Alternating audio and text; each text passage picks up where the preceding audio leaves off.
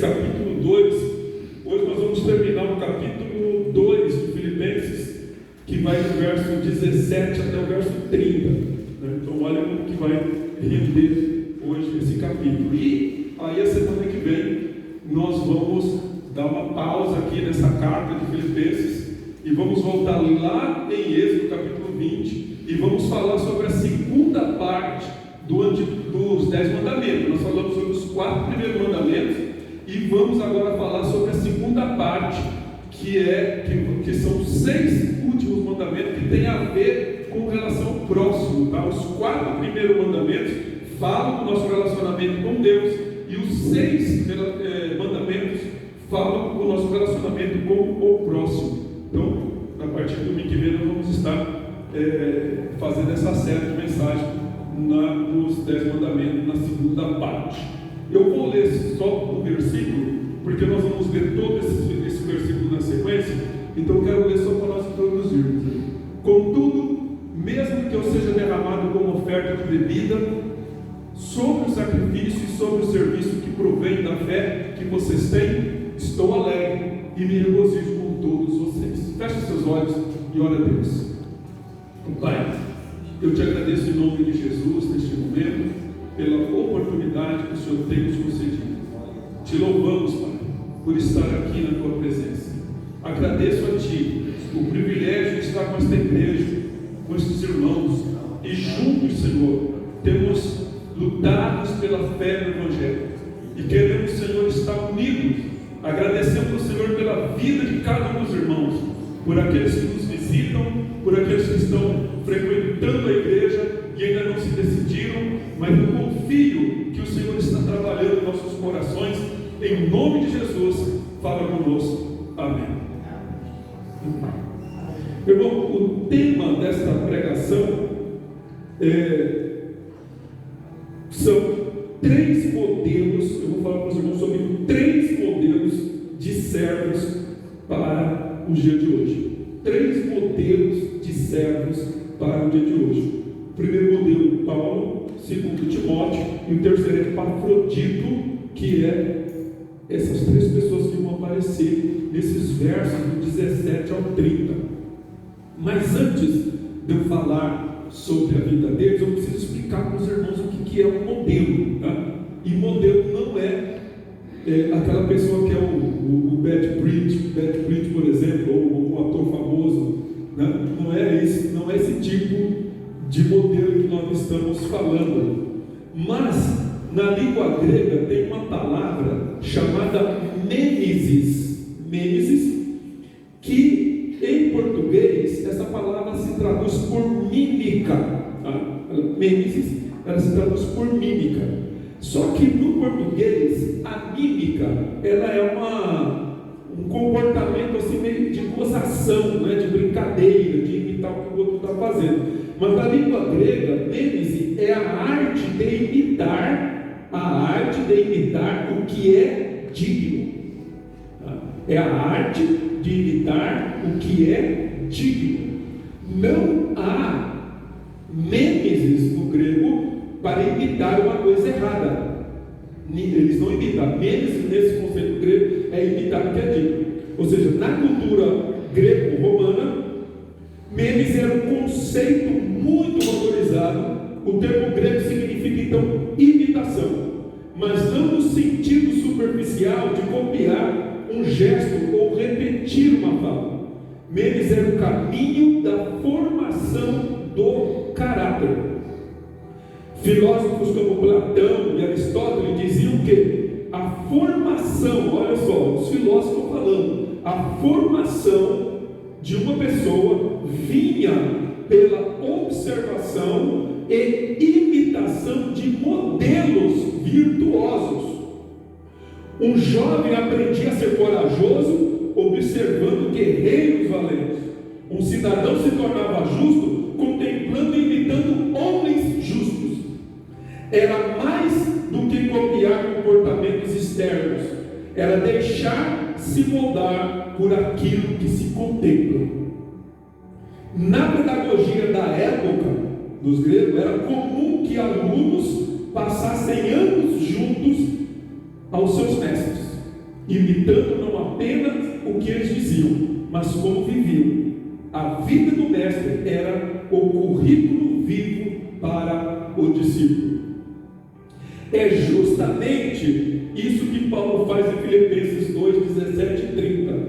Depois de exortar os crentes a ter o sentimento de Cristo, nos versos 5 a 11, e alguns entendem que o verso 5 a 11 do capítulo 2 era um hino que se cantava, ele apresenta 3 modelos, então, para que a igreja siga. E o primeiro é o próprio Paulo, que é o apóstolo, que se alegra, né? Qual é o exemplo dele? Ele se alegra mesmo sendo derramado em sacrifício. Esse é o modelo de Paulo. Timóteo, que busca o bem dos outros como Cristo buscou. E Epafrodito, que arrisca a própria vida por amor do Evangelho aos irmãos. Então esses 3 homens vão nos dar exemplo hoje, e você vai escolher um desses homens hoje, porque você pode pensar assim, mas eu não tenho a menor chance de ser como Paulo, eu não tenho a menor chance de ser como Timóteo, mas eu garanto que você vai se identificar com Epafrodito, tá? Então você pode sair daqui nessa noite imitando a Paulo, pode sair imitando a Timóteo, ou imitando a Epafrodito, mas você tem alguma coisa que seguir nesses homens. Paulo está aplicando o princípio da mênese cristã, que é formar o caráter de Cristo no povo de Deus através de exemplos reais e próximos de nós.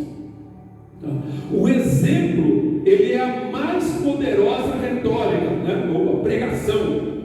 E quando buscado nos escritos sagrados, desperta nas pessoas uma vontade de fazer grandes sacrifícios. Quando você busca esses exemplos nas Escrituras Sagradas, você é despertado a fazer grandes sacrifícios. Filipenses 2, 17 a 30, então apresenta esses 3 homens, cujas vidas são padrões excepcionais para viver de maneira piedosa. Paulo, Timóteo e Epafrodito. Eles estavam juntos em Roma naquele momento. Paulo estava em prisão domiciliar em Roma. Timóteo estava com ele há algum tempo. Epafrodito havia sido enviado para levar apoio financeiro a Paulo. Eles estavam unidos geograficamente no mesmo local, eles estavam unidos espiritualmente, servindo o mesmo Deus, e ministerialmente, eles tinham o mesmo objetivo no trabalho dele. Paulo era um regozijador sacrificial, Timóteo simpatizante de mente única, e Epafrodito um companheiro amoroso. Esses homens são exemplos inspiradores do que é possível servir a Deus com integridade de coração quando se coloca a vida aos pés da cruz. E fazendo já uma aplicação para essa questão da mênese, veja, irmão, a importância dos pais na construção da personalidade e do caráter do filho. É muito importante o papel dos pais na construção do caráter das crianças, porque o primeiro modelo que as crianças têm é os pais.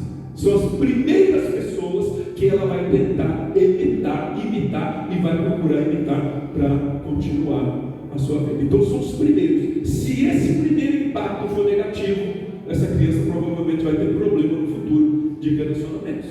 Tá?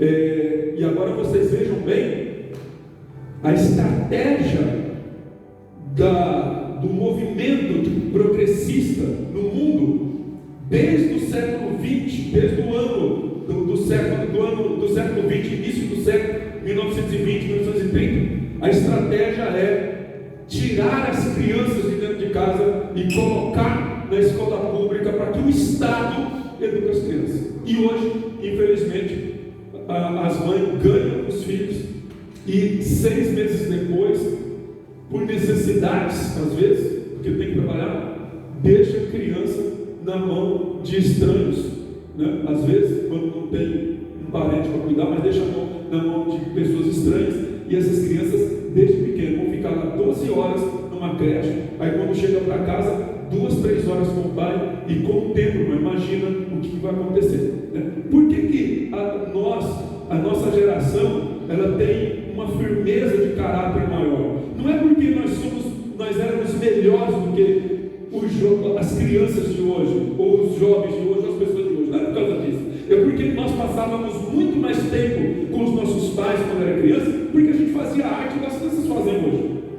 Quando você era criança, você fazia a arte igual as crianças fazem hoje, normal. A diferença é que você tinha seus pais o tempo todo colando em você, orientando você. E hoje não. Hoje, infelizmente, as nossas crianças elas ficam meio isoladas dos pais e tem pouco contato com os pais.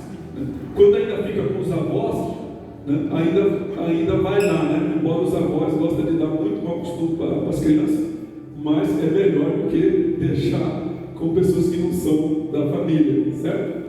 Então, só esse cuidado nós temos que ter. Então, você, pai, é um exemplo do teu filho. Paulo é o primeiro modelo, e o modelo de sacrifício com alegria, que é Filipenses 2, 17 a 18, diz assim: contudo, mesmo que eu esteja sendo derramado de uma oferta de bebida sobre o serviço que provém da fé que vocês têm, o sacrifício que oferecem a Deus, estou alegre e me regozijo com todos vocês. Estejam vocês também alegres e regozijem-se comigo. Paulo amava o Pai, a Jesus Cristo e a igreja de forma sacrificial.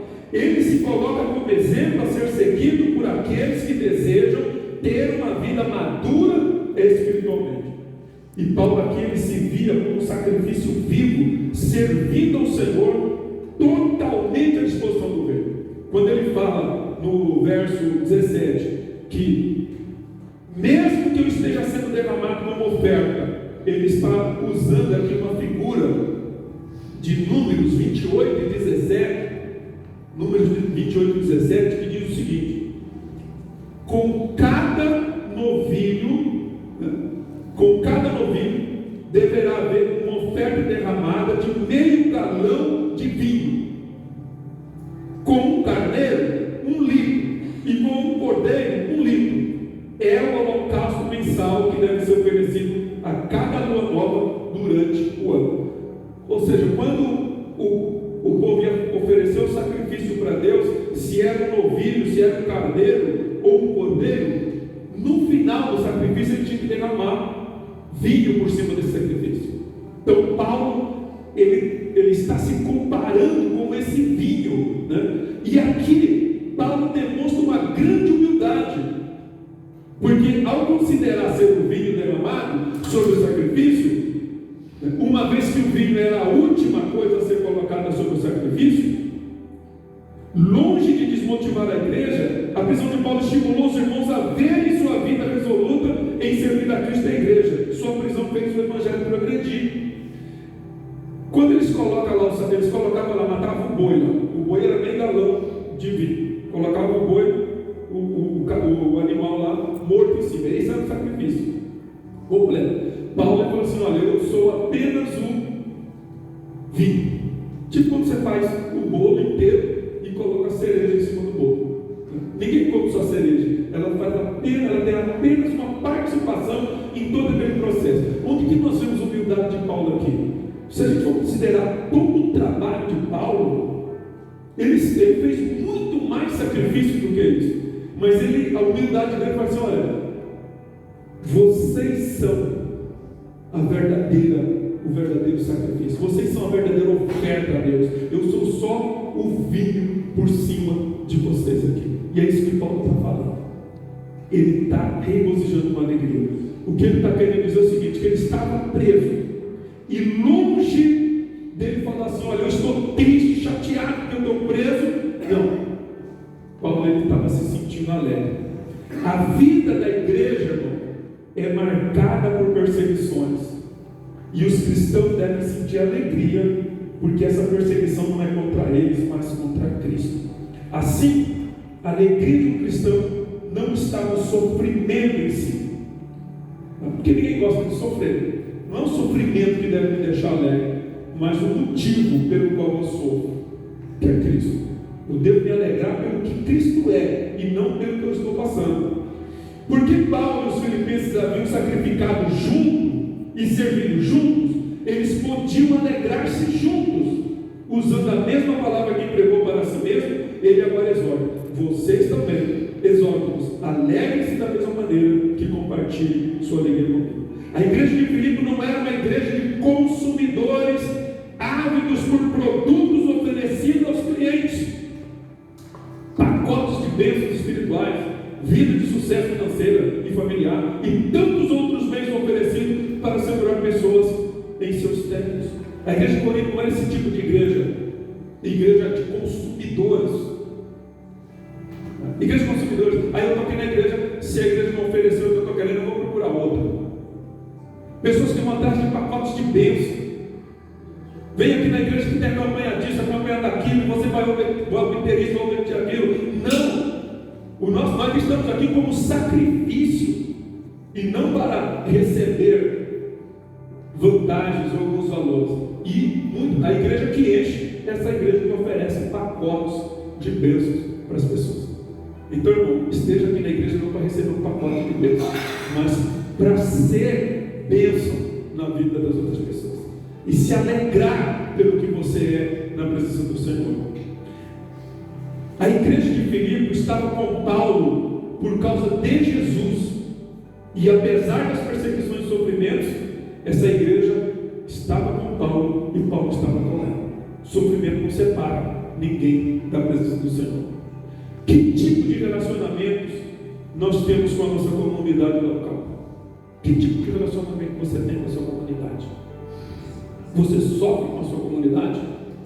Ou você, quando o sofrimento vem, você cai fora e vai procurar outros recursos? Sacrificamos nossa vida, nosso tempo em favor de nosso Senhor Jesus Cristo e de nossos irmãos? Ou simplesmente cuidando de nossos interesses pessoais e familiares, desconsiderando nossos irmãos? Na volta de Cristo, no tribunal de Cristo, que sacrifícios iremos apresentar ao Senhor para o recebimento dos galardões celestiais? Ao primeiro modelo, que é o modelo de se alegrar do sofrimento com Paulo, ele nos leva a entender até que ponto eu estou me sacrificando pelos meus irmãos na igreja. Porque se você olha a igreja apenas como um supermercado, se você não for bem tratado aqui, você vai procurar outra. Se um funcionário te tratar mal, você não volta mais naquele estabelecimento.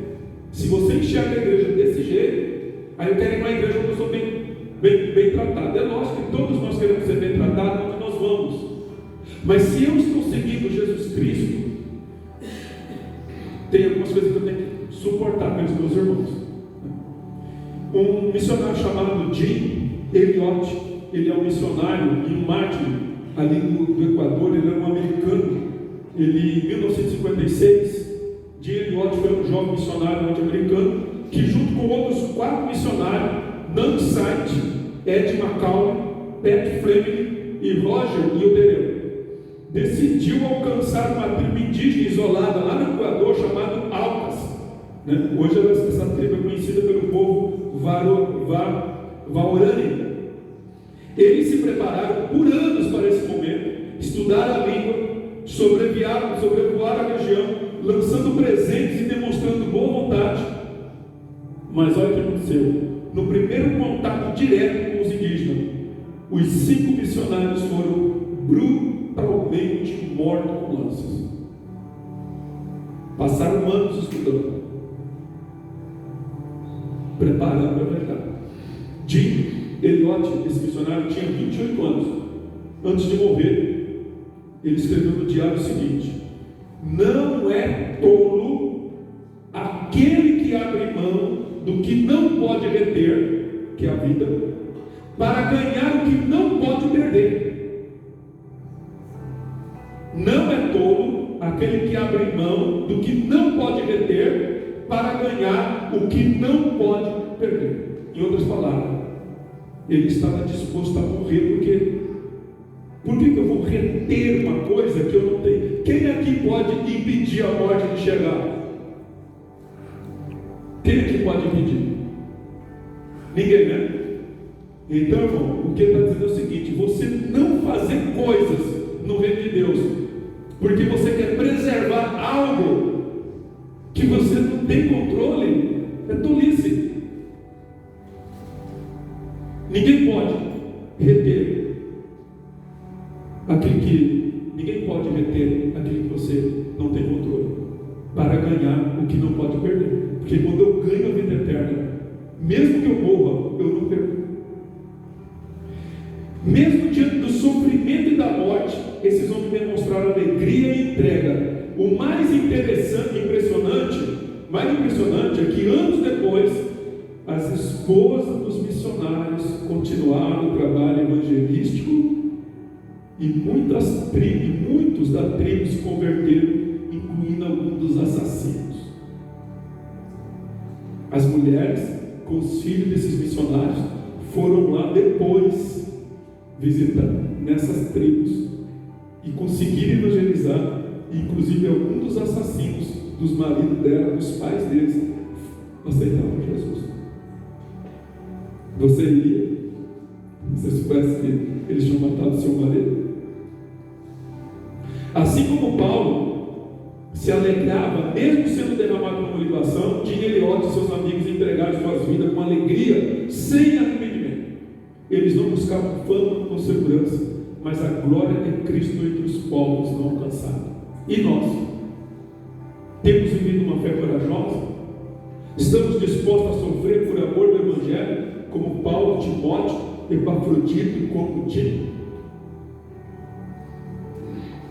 Timóteo, o modelo de representante legítimo. Capítulo 2 de Filipenses 2, 19 a 24. Vamos ver. 2, 19 a 24. Espero no Senhor Jesus enviar brevemente Timóteo para que eu também me sinta animado quando receber notícia de vocês. Não tem ninguém que, como ele, tenha sincero cuidado por vocês, pois todos buscam seus próprios interesses, não os de Jesus Cristo. Vocês, porém, sabem que Timóteo foi aprovado porque serviu comigo no trabalho do Evangelho como um filho ao lado do Pai. Portanto, é Ele quem espera me enviar, então logo me certifique da minha situação. Confio no Senhor, que em breve também poderei ir. O segundo modelo que eu tenho que observar de servo espiritual e que devemos seguir é o de Timóteo, filho amado de Paulo na fé. Quando Paulo escreveu aos Filipenses, Timóteo já era seu companheiro constante, havia cerca de 10 anos. Com grande afeto, Paulo escreveu como meu verdadeiro filho na fé, em 1 Timóteo 2, meu amado filho, 2 Timóteo 1, 2, meu filho amado e fiel no Senhor, 1 Coríntios 4, 17, meu cooperador, Romanos 16, 21, nosso irmão, 2 Coríntios 1, 11, e nesta carta ele se refere a companheiro, servo de Jesus Cristo. Paulo tinha plena confiança em Timóteo, um companheiro fiel e capaz. Paulo desejava sentir-se motivado ao enviar Timóteo para saber do estado da igreja em Filipe. Sua expectativa era que todos estivessem firmes no caminho do Senhor. Paulo vai apresentar 7 características de Timóteo que o qualificam para ser o seu representante. Estas mesmas características servem para nós. Para quê? Serve para nós escolhermos os nossos companheiros e também serve para servirmos de companheiros aos demais. 7 características desses versículos. E eu vou passar rapidamente por elas. A primeira característica era semelhante a Paulo. Ele fala: não tenho ninguém como ele. Timóteo foi instruído nas Escrituras desde a infância, olha, por sua mãe e avó. A avó hoje aqui não dava tudo que o neto queria, não. A avó aqui ensinou o Timóteo direitinho. Era altamente estimado por aqueles que conheciam. Timóteo tinha o respeito das pessoas. No entanto, seu grande crescimento espiritual começou quando ele passou a viajar e ministrar ao lado de Paulo. Com exceção do Senhor Jesus Cristo, nunca houve mentor espiritual comparável a Paulo. Depois de Jesus, Timóteo teve o privilégio único de ser o protegido do apóstolo. Na língua original, original, quando Paulo fala que eu não tenho ninguém como ele, na língua original a ideia é alma gêmea, alguém com os mesmos sentimentos e vontades. É por isso que o casamento, para dar certo, o casal precisa ter esse nível de comprometimento, como se fosse uma alma gêmea. E você fala assim: olha, se eu não casasse com ela, eu não casaria com mais ninguém. Se eu não casasse com ele, eu não casaria com mais ninguém. Você pode falar isso no seu casamento hoje? Porque se você não pode falar isso, é porque você não casou com a pessoa certa, que Deus escolheu para você. Porque a pessoa que é nossa alma gêmea é como Paulo. O objetivo do discipulado é tornar um discípulo semelhante ao discipulador. Por isso, um discipulado nunca termina, é a vida toda. E aí, a pessoa que você está seguindo, está sendo orientada por ela, como que ela é? Um ponto importante de observação: desde que nascemos, somos discipulados por pessoas. Nossos pais, irmãos, parentes, vizinhos, colegas, professores. E hoje, as mídias sociais são quem mais discipulam pessoas. Somos um conjunto de comportamentos e hábitos aprendidos de terceiros. Se forem ou são bons, teremos um bom caráter. Se forem ou são maus, teremos um bom caráter. A pergunta que fica para nós nesse momento é: a quem somos semelhantes quando pensamos, falamos e agimos em relação a tudo na vida? A quem estamos refletindo com nossos comportamentos? Normalmente quando eu vejo alguém, alguma criança arteiro, eu pergunto assim: quem na sua família era assim? Quem era assim? Porque ele está seguindo o modelo de alguém. Alguém da sua família aprendeu com alguém essa forma. Olha Atos 4:13. O que acontece quando alguém ele anda com o outro? Meu irmão, o fato é o que você é daqui nessa noite. A forma como você fala, a forma como você pensa, é resultado de influência de pessoas. Tá? Não tem assim: fulano é muito parecido com o pai dela. Quieto. Não abre a boca. Fulano parece a mãe dela, é uma matraca. Não para de falar. Mas no dia a dia, o professor, os amigos, as pessoas à nossa volta estão moldando o nosso caráter, e nós estamos nos comportando como essas pessoas. Nós somos um conjunto disso. Você sabia que se você não falar nada, sabe aquela pessoa que é quieta? Ela é quieta, ela é muito introvertida. Sem falar nada, você influencia 5 pessoas. Quieta. Agora imagina uma pessoa que fala bastante, uma pessoa que tem um cara. Quantas pessoas eu não influencio aqui por causa da minha posição? Não tem responsabilidade?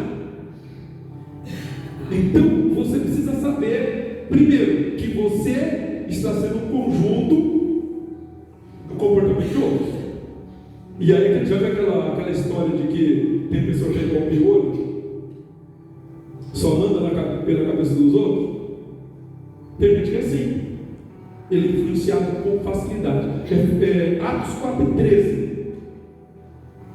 Vendo a coragem de Pedro, olha, uma virtude, coragem de Pedro e João, e percebendo que eram homens iletrados, ou seja, eles eram semi-analfabetos, e sem instrução, ficaram admirados e reconheceram que eles haviam estado com Jesus.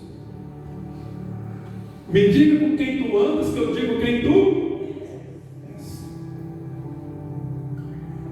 E pode ter certeza, com quem vocês estão andando, normalmente as pessoas vão. A nossa tendência é sempre pegar um mau exemplo.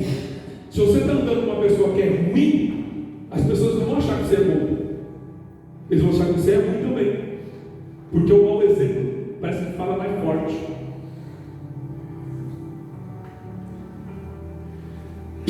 você está imitando na sua vida nessa noite? Eu queria que você pensasse nisso. Quem você está imitando para agir do jeito que você age? Para pensar. O seu comportamento é uma imitação de Cristo? A forma como você fala, como você responde, como você reage, é Cristo que está sendo apresentado ali? Pense nisso. A segunda característica de Timóteo, ele era solidário. Paulo fala assim, ele tinha um interesse sincero pelo bem-estar do outro. Fala, porque a ninguém tem de igual sentimento, igual alma gêmea, que sinceramente cuide dos vossos interesses. E esse verbo aqui significa meninal, no grego. Ele é um verbo que expressa forte preocupação por algo ou alguém, né?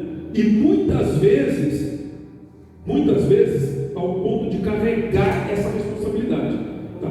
Negativamente, esse verbo ele é tratado nas Escrituras como ansiedade. Tá? Mas aqui, ele representa uma ansiedade positiva. Então vocês imaginem que Timóteo era uma pessoa que ele se preocupava com a igreja. A verdadeira preocupação do pastor não é o seu benefício pessoal, mas o de sua igreja. É lamentável que muitos pastores, ao olharem para as ovelhas, não estejam ansiosos pelo crescimento saudável delas, mas sim pelo quanto pode aproveitar de seus recursos. Assim as ovelhas pobres, por não terem nada a oferecer, ficam desprotegidas e desassistidas. Tem pastor aí que não gosta de ovelha magrinha, que é ovelha gorda, bastante lã, forte, né? As ovelhas magrinhas deixa para lá. É assim, tem muitos pastores que são assim. O quanto você realmente se preocupa com seus irmãos? O que tem feito por eles? Você já deixou um compromisso importante para não desapontar aqueles que confiaram em você? Não se trata de não ter mais nenhuma vida social. Tá? Não é isso que eu estou dizendo. Se trata de confiabilidade. O quanto você é confiável para fazer um trabalho. E isto vale para qualquer atividade, seja ela religiosa ou secular. O quanto as pessoas podem confiar em você. O quanto você é responsável com aquilo que vem nas tuas mãos, a ponto de você às vezes ter que deixar algo que ia beneficiar você, porque você tem um compromisso com a sua igreja. Quanto? Terceira característica, pois todos buscam seu próprio interesse e não os de Cristo. Mas Timóteo estava buscando, não é o interesse do pastor, Timóteo estava buscando o interesse de Cristo. É triste que pessoas estejam nas lideranças da igreja, não buscando o interesse de Cristo, mas seus interesses pessoais. Apesar de grande homem que era Paulo naquele momento, somente uma pessoa estava ao lado dele, que era Timóteo. E como é difícil encontrar pessoas que busquem incessantemente somente aquilo que interessa a Cristo e não a si próprio. Qual é o seu maior interesse nessa vida? O que mais te interessa? Satisfazer você, sua família, seus negócios ou a Cristo? O que é mais interessante para você? Mais uma vez, não se trata de abandonar nossa família e nem descuidar de nossos sonhos e projetos. Se trata do quão importante é Cristo nesses casos. Não estou dizendo que você tem que deixar, abandonar a tua família ou não criar os seus projetos em frente, mas o quanto Cristo é importante na tua vida a ponto de você buscar o interesse dele, de Cristo. Não é interesse de Cristo que eu fique em casa num dia de culto, se eu não estou doente, se eu não estou trabalhando, se eu não tenho talvez uma visita que chegou de última hora, E eu estou em casa, eu estou cansado hoje. Eu não estou afim de ir para a igreja. Isso não é interesse de Cristo. Sacrifício é você fazer mesmo quando você não está disposto. Quarta característica de Timóteo, ele era temperado, foi aprovado. Porque ninguém tem igual sentimento sincero e sinceramente cuide do vosso interesse, pois todos eles buscam o que é seu próprio, mas não que é de Cristo. E conhecendo o seu caráter provado, pois serviu o Evangelho comigo como filho ao Pai. E aprovado aqui implica um teste. Usado em relação a uma pessoa, essa palavra descreve caráter ou valor demonstrado. Caráter é isso. Timóteo era uma pessoa aprovado para o ministério, para aquele serviço, porque ele já tinha demonstrado no trabalho dele que ele era uma pessoa confiável, ele era uma pessoa de caráter, ele era muito compromissado com a palavra de Deus. O trabalho ministerial não é para quem quer, mas para quem é escolhido por Deus e capacitado por Ele. As igrejas estão cheias de obreiros reprovados, cujas vidas são motivos de crítica da sociedade em geral, pois a verdadeira prova está nas ruas e não dentro da igreja. Vocês olhando para mim aqui, vocês podem julgar pela aparência que eu seja um pastor aprovado. Mas o verdadeiro teste é na rua, é lá fora, é lá em casa. Será que lá eu sou pastor de verdade? Eu, por conta de um colega meu, que ele não é cristão, é católico, ninguém me conhece pelo nome nas fábricas que eu vou fazer inspeção, fazer auditoria de confecção. Ninguém me conhece pelo nome, é pastor. Ele falou assim: esse aqui é o pastor. E ninguém sabe o meu nome antes, é pastor, onde eu vou. Agora imagina, irmão, se eu dou um mau exemplo como pastor lá. Será que eu sou aprovado? Porque ser aprovado aqui por vocês talvez seja fácil. Mas se eles me aprovam, então vocês podem ligar numa dessas empresas onde eu vou fazer inspeção e pode ligar lá e perguntar: escuta, o pastor Israel vai na inspeção aqui, mas como que ele é?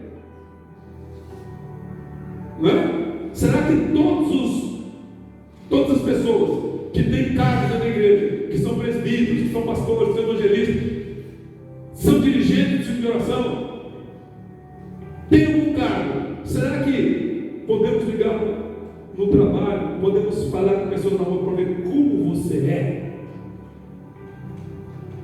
Porque o dono da Amazon, Joseph Bezos, ele disse o seguinte: que você é aquela pessoa que as pessoas falam quando não está sentado na mesa. Quando você sai para ir no banheiro, eles vão falar quem é você. Aprovado? Quantos somos aprovados perante Deus e perante a sociedade, e principalmente diante de nossa igreja? Qual a aprovação que temos? Quinta característica: ele era submisso, porque serviu comigo no trabalho, no evangelho, como um filho ao Pai. E a palavra aqui é diácono, servir. Timóteo era uma pessoa humilde e submissa, e ele era uma pessoa inteligente, muito capaz, mas ele servia como um filho ao Pai, em humildade e submissão. Sexta característica: Timóteo estava disposto ao sacrifício. Ele, como filho de pai grego e mãe judia, ele tinha todo o conhecimento da filosofia grega. Ele podia curtir a vida dele muito bem, mas ele preferiu abandonar tudo para seguir o apóstolo Paulo. Ele era uma pessoa sacrificada. Sétima característica dele: ele era prestativo. Então, para fechar esse ponto, fica muito claro ao longo de nossa caminhada cristã que é uma pequena parte da igreja que aceita e realiza todos os desafios. Estão presentes em quase todas as reuniões, participam com suas ofertas, ajudam os necessitados, Que você nesta noite seja alguém assim, confiável e prestativo, não ao pastor de sua igreja, não ao ministério ou um departamento, mas fiel a Jesus Cristo. Porque é claro que na nossa longa caminhada, qualquer trabalho que nós marcamos, não é todos que estão juntos, é uma minoria. Por que eu diminui um pouco das atividades da igreja aqui? Porque se a gente tiver culto na segunda, na terça, na quarta, na quinta, na sexta, no sábado, é só aquele grupo que vem, aquele grupo que está disposto a sacrificar. Mas eu não. A maioria fica em casa para vir no dia da ceia, para vir no dia que dá. E aí nós sacrificamos um grupo de pessoas o tempo todo, enquanto outros não fazem nada. Fica de boa, né? Como diz o ditado. Então, irmão, veja o quanto você nessa noite é alguém assim, confiável e prestativo. E eu digo isso, não ao seu pastor, não ao seu ministério ou algum departamento, mas fiel a Jesus Cristo. É Ele que nós temos que ser fiel. Quando nós fazemos o que fazemos, seja qual for a responsabilidade que você assumir na igreja ou lá fora, assuma por causa de Cristo. Epafrodito, terceiro modelo a ser seguido de companheiro amoroso, verso 25 a 30. Filipenses 2, 25 a 30. Contudo, penso que será necessário enviar de volta a vocês Epafrodito, meu irmão, cooperador e companheiro de lutas, mensageiro que vocês enviaram para atender às minhas necessidades. Pois ele tem saudade de todos vocês e está angustiado, porque ficaram sabendo que ele esteve doente. De fato ficou doente e quase morreu. Deus, porém, teve misericórdia dele, não somente dele, mas também de mim, para que eu não tivesse tristeza sobre tristeza. Por isso logo o enviarei, para que quando virem novamente fiquem alegres e eu fique menos preocupado. Peço que vocês o recebam no Senhor com grande alegria e honrem homens como este, porque ele quase morreu por amor à causa de Cristo, arriscando a vida para suprir a ajuda que vocês não podiam me dar. O nome Epafrodito significa pertencente, a ou favorecido por Afrodite. Afrodite era a deusa grega do amor e chamada de Vênus pelos romanos. Isso indica que, como Timóteo, ele provavelmente nasceu e foi educado na cultura grega. O nível de serviço sacrificial de Epafrodito ao Senhor é especialmente instrutivo e encorajador para crentes que podem achar os exemplos de grandes pregadores e pastores como Paulo de modo difícil de alcançar. Então, se você pensar, irmão, mas ser como Paulo é um trabalho muito grande para mim. Paulo, o trabalho de Paulo para fazer o sacrifício que é interessante. Eu vou tentar me esforçar, mas eu não tenho esse talento de Paulo de pregar, de ensinar, de evangelizar. Aí você pode dizer assim, mas Timóteo, ser esse companheiro ali de Paulo, que abandona tudo ali, está ali o tempo todo, eu acho interessante, eu peço que Deus me ajude, mas eu não sei fazer isso. Agora, então, Epafrodito,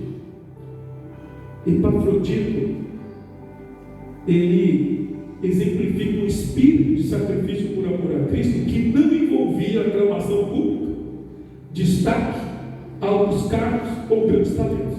Não era pregador, Epafrodito não era pregador, mestre ou líder notável. Por isso seu exemplo parece mais relevante e acessível. Epafrodito era uma pessoa de confiança da igreja para enviar recursos a Paulo.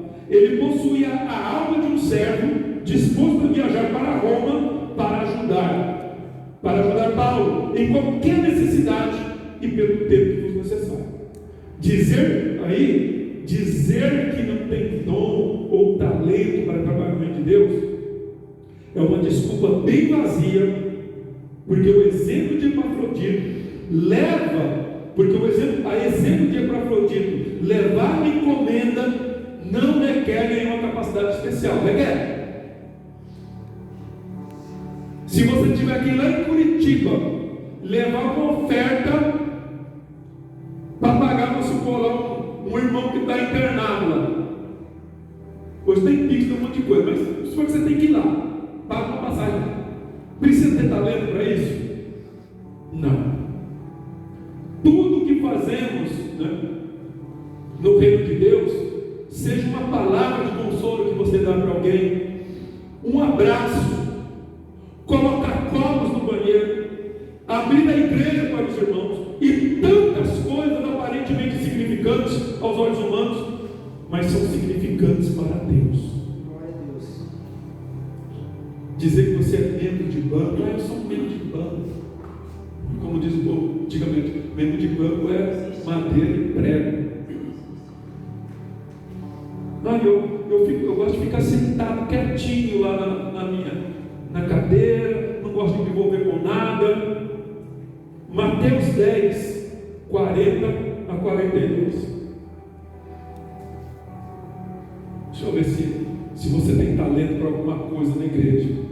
Você que fala que não tem talento, que não faz nada. Eu não sei cantar, porque as pessoas acham que talento é cantar, pregar, dirigir alguma coisa. Acho que talento é só isso. Verso 42. Quem recebe, verso 40. Quem recebe vocês, a mim recebe. E quem recebe a mim, recebe aquele que me enviou. Não tem que ter talento para isso, né? Quem recebe o profeta como profeta receberá a recompensa de profeta. Você não precisa ser profeta, basta ser hospitaleiro. E quem recebe um justo, mas eu não gosto de profeta. Quem recebe um justo como justo, receberá a recompensa de um justo. Então, quando você receber alguém na sua casa, e profeta aqui não é aqueles profetas que fica dando profetada, não, tá? Cuidado desse tipo de profeta. Esses aí eu aconselho, não receba na sua casa. Profeta que chega falando para você que você tem que dar dinheiro para fazer isso, que existem tantas bênçãos para você receber acolá, fuja desse tipo de, nem receba na sua casa. Não existe 8.000 e tantas promessas bíblicas, segredos bíblicos que podem abençoar. Isso não existe na Bíblia. Então não receba esse tipo de pessoa em casa, porque você vai ser prejudicado. Profeta ali é pessoa que tem a palavra de Deus, e a palavra de Deus é isso que eu estou fazendo aqui, é abrir a Bíblia e explicar a Bíblia para você. Glória a Deus, glória. Mas eu queria orar, porque eu preciso saber se eu vou ser curado ou não. Se você vai ser curado ou não, é uma coisa que Deus vai decidir. Nós podemos orar, podemos ungir se for preciso, fazer jejum, fazer o que for preciso. Agora, curar é só Deus. Eu não posso dizer para você que vai curar. E vocês viram aqui que Tito ficou doente, quase morreu, e Paulo não pôde curar ele. E Paulo falou assim: Deus teve misericórdia de mim que ele morreu. Então, cuidado com esses profetas na casa. E quem recebe um justo? 42. Em verdade eu lhes digo que quem der, mesmo que seja um copo de água fria, a um dos menores dos meus discípulos, não perderá sua recompensa. Eu pergunto: precisa ter dom para isso? Você está falando que não tem dom na casa de Deus? Será que você não consegue dar um copo d'água para alguém da igreja? Às vezes tem uma irmãzinha lá que não consegue andar direito, e custa você ir lá pegar uma aguinha e levar um copinho d'água para ela, você vai receber um galardão disso. É muito. Epafrodito é um modelo que serve para você e para mim, que acha que não tem talento. Porque qualquer coisa que você fizer no reino de Deus, Deus está olhando. Deus não quer nada de graça. Ele vai retribuir em presente tudo o que você fez. Cada dízimo que você deu na igreja com alegria, cada oferta que você deu com alegria, cada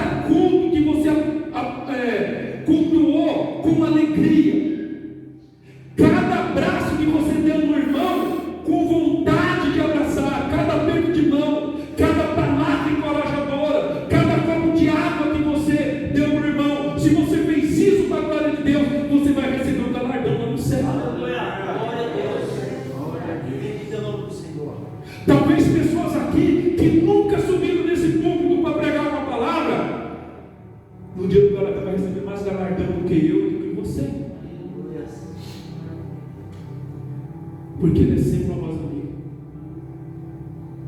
Então seja você um instrumento de Deus. Paulo chama Tito de irmão, meu irmão, companheiro de trabalho, companheiro de luta, mensageiro da igreja. Tito era mensageiro da igreja e era ministrador. Ele estava servindo a Deus. Entende? São modelos que nós temos que seguir.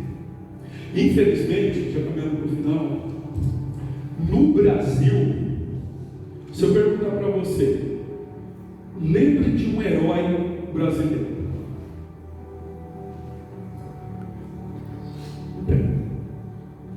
Nos livros de história que as nossas crianças estudam nos colégios, Zumbi dos Palmares, Tiradentes e tantos outros, alguns outros que tem naqueles livros ali, são todas pessoas duvidosas.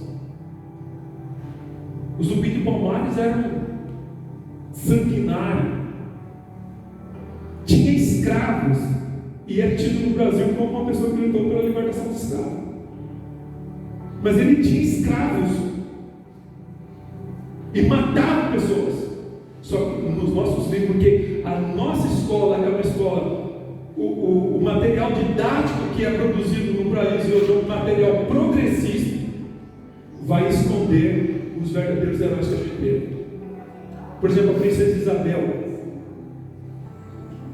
Muitas vezes não é dito dessa mulher o quanto ela foi virtuosa, inteligente, capaz, e o quanto ela lutou. E no dia que ela foi assinar a abolição da escravatura, falaram para ela assim: olha, se você assinar essa abolição, a monarquia vai cair.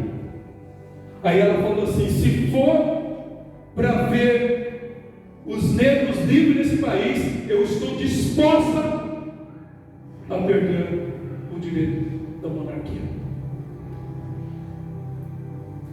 Entendeu? Porque o sistema, sabe? O sistema não queria. A família real tinha um plano para abolir a escravatura e tinha um plano para integrar os negros na sociedade. Tinha todo um esquema. Pronto, nós vamos abolir, mas só que a força econômica dos usineiros, a elite poderosa impedia, mas estava pronto, estava o plano do projeto. Eles iam promover a liberdade e iam integrar os negros na sociedade. Aí veio a República, a proclamação da República. O que os militares fizeram? Pegaram todo aquele plano que a família real tinha para integrar os negros na sociedade, colocou debaixo da gaveta e deixou os negros abandonados. A Deus dará. É isso. Isso não é apresentado nas escolas. Que a princesa Isabel foi uma heroína e não é conhecida, porque nós não conhecemos. Não sabemos nossos heróis. No Brasil não tem heróis. Não é igual aos Estados Unidos. Você tem lá um super-homem, você tem um Homem-Aranha, você tem um Batman, não é? E esses personagens, eles foram criados por causa da cultura cristã. Mas eles não são cristãos, não são mais. A ideia deles é cristã. São heróis que se sacrificam, que buscam justiça, que buscam a verdade. O Brasil, quem é o herói? O Brasil tem vários filmes de presidentes como Abraham Lincoln, exaltando a sua liderança. Não tem um filme no Brasil que fala sobre um presidente decente que teve no Brasil. Teve presidentes decentes, mas não teve. A nossa história é uma história cheia de corrupção, cheia de perversidade. Não temos exemplos de história. E o que falar das igrejas? Que lideranças espirituais das igrejas no Brasil hoje nós temos como exemplo para seguir? Edir Macedo, Valdomiro, R.R. Soares, homens ricos, explorando, espoliando as ovelhas. Esses são os exemplos que nós temos, irmãos.